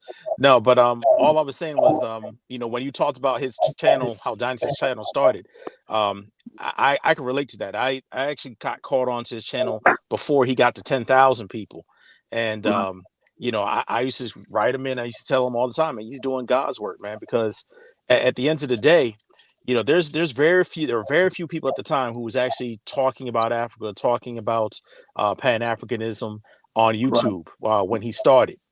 Absolutely. And this brother definitely started a channel that really has a reach that's really reached the diaspora, which is again why I said what I said before, which is why the ADOS thing even popped up in the first place. It's because of channels like this was to counter this.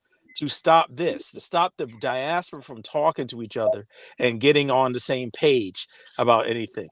That's what it was. That's what all that's about, because they don't have any other aim or any other focus. They have a ultimate goal that's impossible.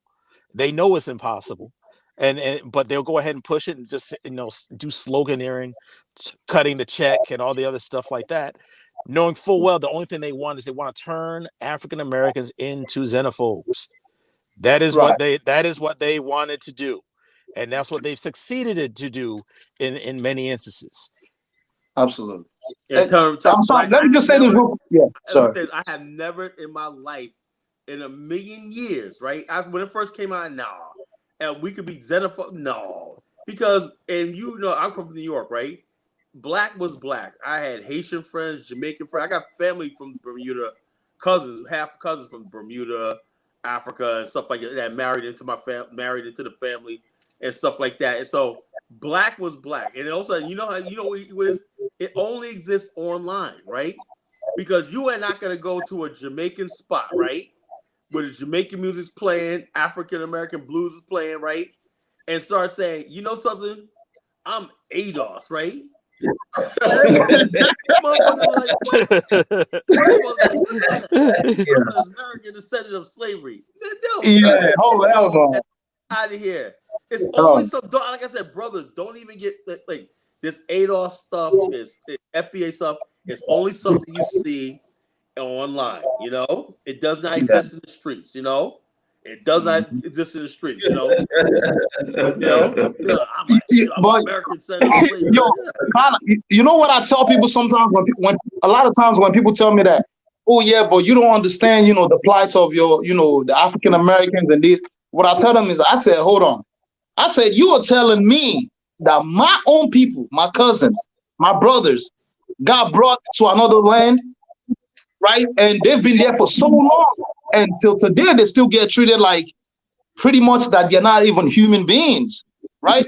And you tell me that I shouldn't be concerned. And that really breaks my heart because I'm like, what are you telling me? I mean, like, aren't supposed to come from? You say what? I said the people that talk like that are just basically what the whole thing is. What they don't want is the fact that a Nigerian, African American can sit along and get along and everything. These people, they think that you're trying to steal their place in America alongside the white man. Bro, that's all it is. Oh, yeah. Oh, I see that a lot. They think that they're going to be replaced. Not that they like that. They feel that the white people are going to like you better and embrace you and everything like that. It's all about this, and they're going to be irrelevant. You know, they're going to be irrelevant. You know, irrelevant. And like we were saying, the black people in America, you know, the African American, we're becoming a bottom class even in the black world because our African, Caribbean immigrants, brothers and sisters, and they're going to probably be the ones that's going to have to fight for us in the future because the mind of the African American is just so far gone. You know, they're going to have to be the one that Nigerians and all these other people who see what's going on in America, they might be the ones to take up the mantle and say, hey, look, you know, what's going on with this country? And when it started moving to the point where these African countries are like, you know, we don't like the way our people over here are being treated. Well, who you treated? The Nigerian community doing fine. No, we're not talking about the Nigerian community in Atlanta. We're talking or Houston. We're talking about the vast African American community that's part of Africa and everything like that. You know, when Africans start doing that, see that's what the plan we're trying to work on, right? But along comes this ADOS shit, you know. Along comes this FBA shit, you know, out of nowhere. It came from out of nowhere, right? And starts talking all this. Well, we will found that. Like, nigga, are you kidding me? Africa is the prize, you know. Africa is a prize. It's surprise. I hope ADOS never get a compensation because if they do, that would lead to even more division amongst Pan-Africans. Yeah, so they're trying to undermine. You have to have a government to get compensation. With this stupid stuff like what you call it, back and forth. I'm like, I don't care. I'm like, look, man. The bottom line is this: black people say something about Nigerians, they say something about Jamaicans, they say something about. But that's between family. Family members talk about each other, right? Is that any way to feel like it's okay? We talk like this, but do you understand what the white man says about you and everything? I just got through watching the documentary last night where a white man says that slavery was absolutely justified. It was legal and everything. And like that. You ain't going to show up in his house. You ain't going to create no movement against him. No, you're going to leave that white man alone because you respect him. But you want to raise up against African or Jamaican that they might say something. You know, by the time they're telling the truth, man, about us, you know. You want to raise up against Africans and Nigerians and Ghanaians that might say something slick, and you want it like that, but you have nothing to say about the white man who's treating you bad in America for all these hundreds of years. Brother Colin, let me just, if I can ask these questions, because I know on this panel right now, there's probably 3 African-American brothers who have, you know, a more in-depth experience of what it means to be black in America. Is it just me, or does it seem like every time I hear a hip-hop song that's about killing a man, why does he always talk about killing a nigger? But because I've never heard of any hip-hop song that talks about killing a Chinese man, a Spanish man, or a white man. I was not allowed to say. I was not allowed to say that. I'm gonna say something. Yeah. Go ahead. I was not allowed to say that growing up. My parents are from Barbados, and I said the N-word one time. Right. And that was ended. They said I don't use the N-word, period. I don't use it because I'm not one, and I don't refer to any of my brothers as one. Right. Why? And my parents and my family could not understand why that became such a popular word, and why that word had so much gravitas in the African American community. So I was forbidden from saying it, and I learned my lesson the hard way from saying that in front of family. I'll say it like that. Let me say how it happened, right? You guys will probably remember. Okay, hip hop, right? The hip hop culture, 1979 and RIP 1990. Put it that. That decade between 79. Look at all the songs that made between 79 and 1990. Beautiful time period. Beautiful, right? Mm-hmm. Around 91, 92, especially after the Rodney King riots, right? White, there's a lot of money in this. White suburbia wants this, right? But if we're gonna put millions of dollars into this music, right, it has to be marketed a certain way, right? Now, at the time, right, you know what the most popular theme was? HBCU jerseys, you know, God, right, my queen, right, God's earth, right, you know? right. 5% stuff, Nation of Gods and Earth. That's what all that was hip hop, and white people were liking it. It was like digging this, right? It was tied to kung fu movies, the black culture, the Arabian culture. It was like, and it was marketable. They said, no, you know something? That's not what we want to market to white middle America, right? So along comes a rap group in 1990 called NWA. You know, niggas with attitudes, right? And not to put it all on NWA and everything, but the thing is, though, the difference between this in New York, right? The music industry, we had BLS, KTU, and Kiss FM, black stations, right? When you want to do a press release, everything, it was all black. New York, everything like that. If you was a rap, look at the movie. Watch the movie Crush Groove, made in 1986, right? Black. It was a black record company, record labels, and it was on a black radio set. It was the majority audience was black, right? So, and you can get on a concert at Nassau's Coliseum, right? In 1987, Nassau Coliseum, Run DMC, there, Grandmaster Flash, everything. It was a black thing, right? So therefore, after that, in the 90s, right, white corporate America said, you know something? Let's start in the West Coast, in the deep, dirty South, right? And they started picking marketing rap records that were a little more what they call gangster rap, you know? And then in New York tried to catch up with that, using the term nigga, murder, guns, gang, violence, you know, Cypress Hill. It just escalates to a point. We thought it was gonna peak off, but every last single rap record you hear now is someone's talking about murder. Murder is becoming a common thing. I'll guarantee you, this Travis Scott, his body's a pile of people still dying, right?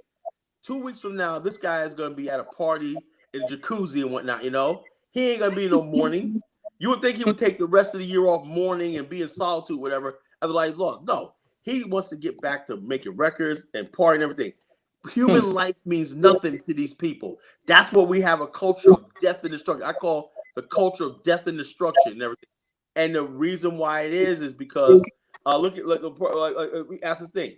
When hip hop was majority black culture, it was fine. It was balanced there. We had some rough gangster stuff and everything like that, but it was balanced out by positive hip hop. Not positive, but love hip hop. Like I was watching, remember Tribe Called Quest, you know, Tribe Called Quest. Mm-hmm. That's my favorite when we had Brand Nubian, Tribe Called Quest, and everything. You had balance in the culture. Now it's out of Poor whack. Righteous Teachers. Poor Righteous Teachers, whatnot. You know, Wise Intelligent broke this down all the time with Poor Righteous. He broke this down beautifully. How this happened? You know, he said, the record companies and everything, and there's nothing you can do about it because money talks. And the biggest person of that was Puff Daddy. Puff Daddy came in and basically waged a war against conscious rap. It wasn't no accident, right? They buried conscious rap, right? Guys like J. Rue the Damager died away. They got rid of him. Why do you think J. Rue the Damager is so angry right now? Because he saw the white man came in, took his thing. He was positive. He did positive thing and everything, good music, everything. But the main thing is they wanted to talk about Big Willie, Jay-Z, and all these other people. I mean, I'll be honest with you, man. I clubbed for years when I listened to Jay-Z, Cassidy. I listened to all that stuff like that and everything, right? But at the same time, right? Okay, now I'm in my 50s, right? Why are people my age still talking about the club? You remember the hip hop was Run DMC talk about in A Park 3 in Queens and everything, Ajax Park and everything. Get on the mic, the turntable, rock the party and everything. It ain't rocking the party no more. It ain't getting off the wall. Rocker said, "I want to move the crowd." It's all about the club. I mean, how many times I gotta see Diddy with a champagne bottle in his hand? I was this crazy Beyonce shaking her head talking about up in the club. He's crazy. She's 40 years old. Mm-hmm. It's the bottom line is this: they do this on purpose. It's a culture of death. Thank you. And get this: look at the country. Look at country music, right? I watch CMT, right? You don't see one black face anywhere. All white. These same white people who buy the hip hop record, right? When it comes to their culture, you ain't nowhere to be found. Think about that. Absolutely. CMT, you see the country and everything. Remember Beyonce a couple of years ago tried to put, she got a backlash because she formed at CMT. Remember that? Right. She formed it, and they said, "Wow, she don't belong here." Exactly. You remember that? They check their culture. They check their culture. That we don't have any control over who comes in our culture, who represents us, and none of that stuff like that. We used to. It's a farce. Right. We used to. We don't have that control anymore. We used to. That they will come against their own to check their culture. They will. They don't care. Miley Cyrus. They'll check. Oh yeah, Miley Cyrus. They put her in check. They checked. What's her face? What's the other one? The one who plays the guitar there. She was the one who Kanye stopped at the award show. Taylor Swift. Yeah, they checked Taylor Swift. Remember what they did really to the quick. Dixie Chicks. Remember what they did to the Dixie Chicks, right? Oh, Lord. Yeah, they ruined their careers. They destroyed them. I didn't think they were gonna do it. How can you destroy a multi-platinum selling artist when you go against them and George Bush was dead wrong. But that war, all they said was we're rushing to this war, Iraq war, and they called them whore, you know what I'm saying? They basically went from the country music icon to they just let's kill the chicks. I mean, Bill O'Reilly. But this is another thing. We're gonna talk about this, right? We're gonna do a show on this, Diane. The black men in America and the black men in the world, for the most part, right? At least the black men in America, right, do not have any power to enforce our collective will. Now, there's some things like what do you call it? Like when we read the George Zimmerman verdict, what was your first response? We ought to kill that movement. Remember that? Right, yeah. But we had no power to do anything, right? White people, if they traditionally, if they didn't get a verdict they didn't like, they didn't like OJ's verdict, right? OJ was cleared. The court said he was not guilty, but did they let it go? No. They ended up burning down his house. They burned down Michael Jackson's Neverland Estates. You go against them and whatnot, and their collective will, they will come after you. They destroyed Bill Cosby, wherever. We don't have the power or the means to do that. They thought the Spain had sunk the Maine in the Caribbean, right? It was yellow journalism. The United States declared war on Spain, right, and took the Philippines. The Japanese brought Pearl Harbor. Guess what? 3 days later, we declared war, and the whole country went on a war footing. Black people in America are the people, when we say we're going to be American, and that's it. Okay, the will of America is when they get ready to go to war against somebody, we're going to have to go. Now, there's people that we want to fight in the world, right? Like, we want to go to war with white South Africa. Remember when apartheid South Africa was around? There were black people like, yo, man, we should do like that. But we couldn't do nothing because we're constrained to the borders and the laws of America. That's the whole thing about being in captivity. So, Mr. Colin, let me ask you one thing, right? Has there ever been any movement? Okay, because we know there's been movement, to help, the rights of women, being white or black women. We know there's been things that's been put in motion to help the rights of gay people and stuff. Has there ever been anything that was put in motion because it's like from the videos and the things, my research and the things that I've read, a lot of times when somebody got lynched back then, it was a black man with his balls in his mouth. There's nothing. My question is, what has there ever been in America, to help black men get out of the trauma that they've had to deal with, that they've dealt with and they've seen about themselves and their own replica of their own ancestors and their parents and their grandparents. We had the Nation of Islam, right? But unfortunately, that's garbage. It became a Elijah Muhammad worshiping cult that did absolutely nothing in the end. And that was why Malcolm left.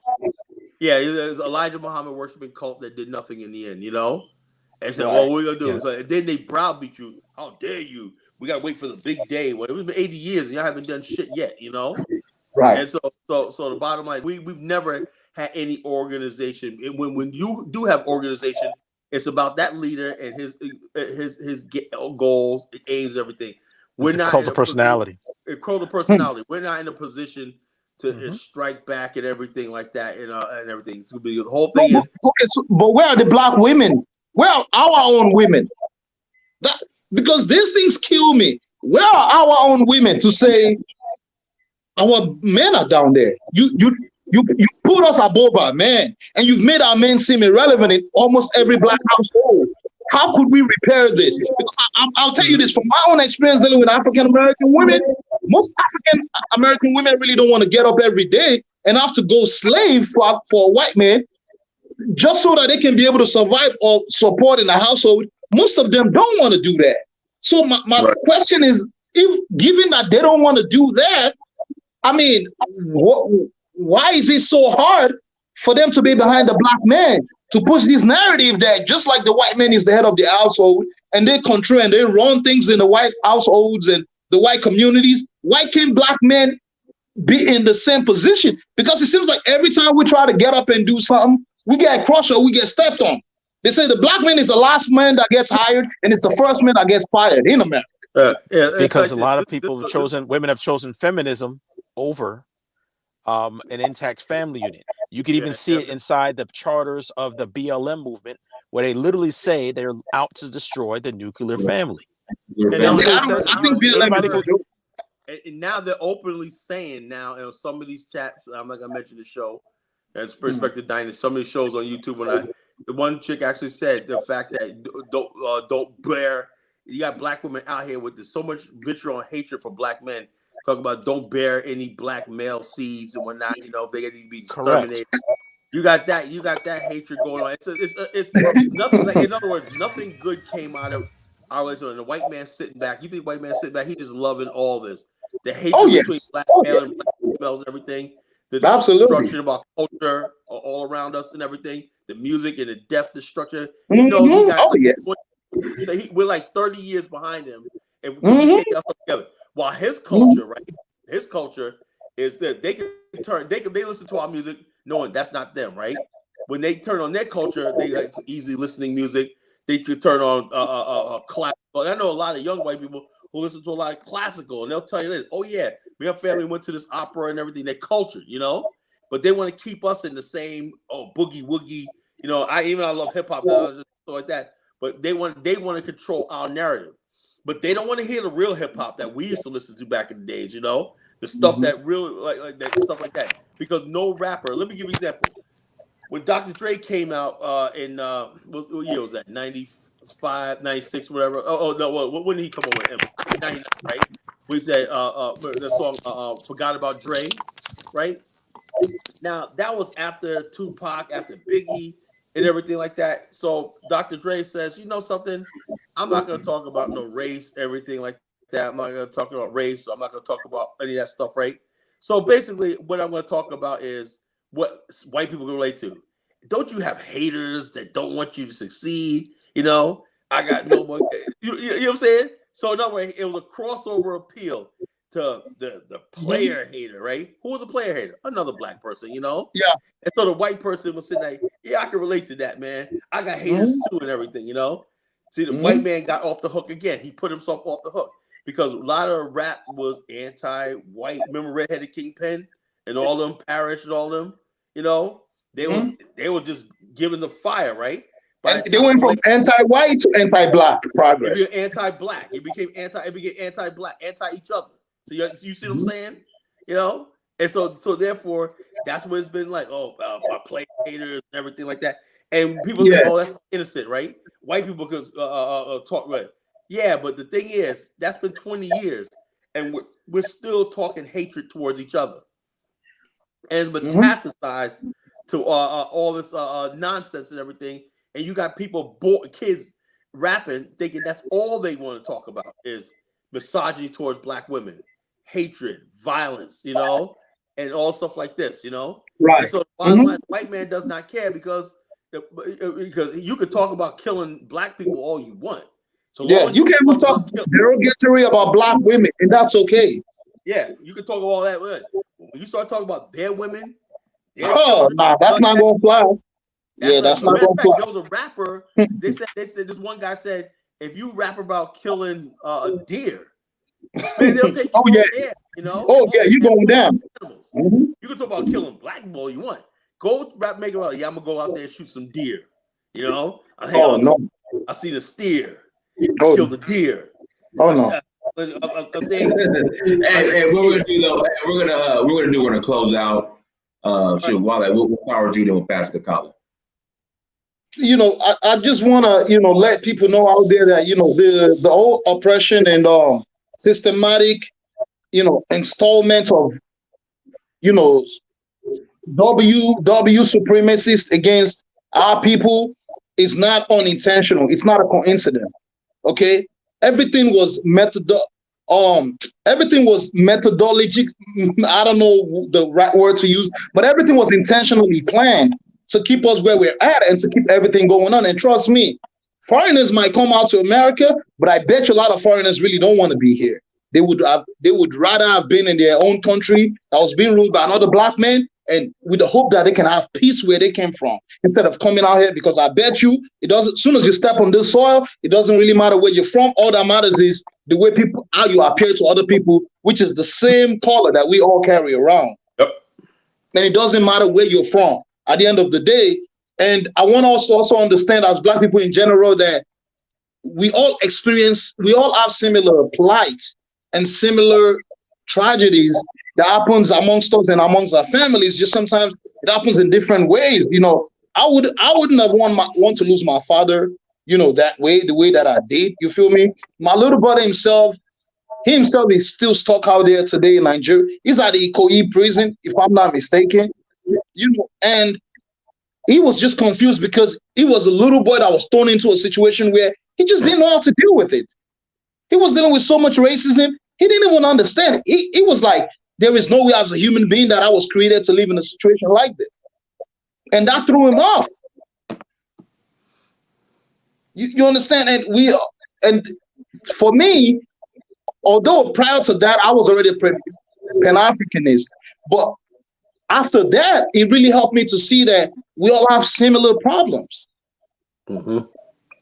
And if we can all look beyond, the instruments that's been created to divide us, to keep us separated, just like hip hop music and all these other things, and all these ideologies. Now, don't get me wrong. I'm not saying that ADOS don't have, sensible grounds to want reparation. I think every black country on earth should get rep. Do you think people from Congo don't deserve reparation? Yeah, I don't think they're really serious about reparation. Reparation was basically just a ploy to basically steer. So in other words, let's stop talking about building in Africa to sit here and wait on reparations. That was a desperate last attempt, right? Because I don't think the ADOS people are really serious about reparations. Reparations mean, you know what reparations mean? That means you're really ready to enter into the divorce proceedings with America. That's wow. Okay. You're talking about divorce proceedings. You're talking about, okay, I got dual citizenship in this country. Reparations, you should fund, like Malcolm X said, if we build our own nation, America should fund us for the next 50 years, whatever we need, and that's our reparation. That's what Malcolm X said. It's a divorce, it's a severing of ties and everything. America could benefit. American companies could benefit from this and everything. But these people fundamentally do not want to leave the United States.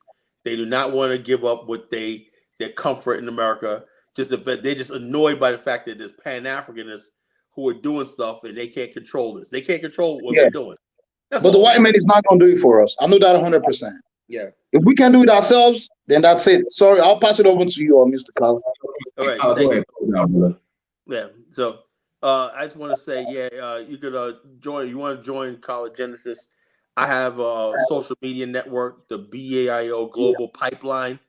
Download the app on App Store or Google Play, whatever. Join our social network and everything. You be touch with real Pan-Africanists globally. Form your own page, form your own group, form your own chapter. Join the many groups we have. We have different groups with different countries and stuff like that. We have a Ghana group, we have a Nigeria group, whatever like that. It's a forum for Pan-Africanists and everything. So go to your app store. It's BAIO Global Pipeline on your app store or Google Play. Okay. And I'm going to be on the radio in an hour. You can catch me on TuneIn, Gangsterville Radio.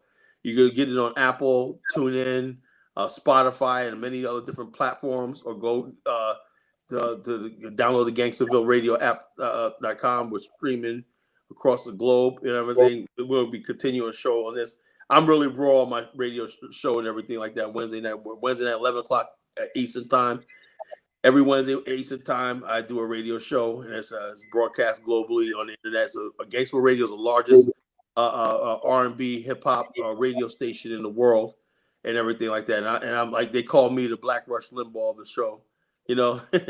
He called me, They say that's the Black Rush Limbaugh up here and whatnot. I was the first one. I was the first one to do talk radio on Gangsterville Radio, you know. And they're like, yeah, it's a good thing, man. I said, wait. I said, yeah, this guy talks and whatnot, you know. And he plays music and he talks and everything. And he got a good show there, you know. So we need that. And also, in February, I'll be in Liberia in February, right? If you guys anybody wants to join me on there, like I said, the best way to get in touch with me, join my social network, the BAIO, because don't contact me on Facebook, don't contact me on Twitter, everything, because I'm deactivating those things after the first of the year. I really mean when I say that we need our own platforms. We have a social network, and the only way you're going to get a hold of Kala in the future is join the social network that we have. You know, download the app. And like I said, I know these apps are addicting, right? Every time I look around, I can't stop on my Facebook every day like that. So we have an app that you can put on your phone with our social network, and you can be connected just like you. It's an app just like TikTok or anything else. You download it to your phone and everything. Sign up for the social network. You ask 2 questions. Are you African American or are you Black African descent? If you pass those 2 questions, you can join the social network. That's all. You know. And what's the name of the app again? You say Bill? BAIO Global Pipeline. You know, BAIO, capital words, letters, Global Pipeline. You know, and that's all that. Yeah, we put it in the chat room. So, Dinah, when are we gonna have a group of like Pan-Africanists like from all over the world, where we can all kind of like keep in touch and communicate different ideas? That's the same thing. Okay, so that's what that's for. That's what this platform's for, bro. Okay, sounds good. Look at the chat room. BAL Global Pipeline. Okay, so Dennis, every show you get, you have to let people know about this. Okay, yes, sir. Yeah. Hey, but thank you so much for joining. Like, share, and subscribe. Until next time, family. Dynasty Mirror Search for Huru. Thank you. Appreciate it. Right, if you want to roll to Nigeria with us, let me know. Again, if you want to roll to Nigeria with us, August 9th through the 18th, hit me up. Peace. Right, peace.